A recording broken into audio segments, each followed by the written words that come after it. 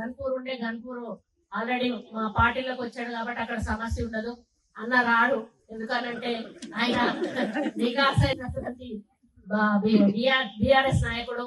కానీ ఈ సమస్య రావద్దని మరి అన్న మీద కూడా నాకు, ఎందుకంటే నేను కూడా అందులో పనిచేసినప్పుడు ఒక వ్యక్తిత్వం, మనిషి వ్యక్తిత్వం ఏంటో తెలుసు. ఆయన ఎటువంటి అంటే అజాత శత్రువులు అంటాడు, నిమ్మలంగా పోయేటోడు, కొట్లాడేటోడు కాదు. ఆయన కొట్లాడేటోడు అయితే నేను కూడా కొట్లాడ పెట్టుకుందామని చూసేదాన్ని.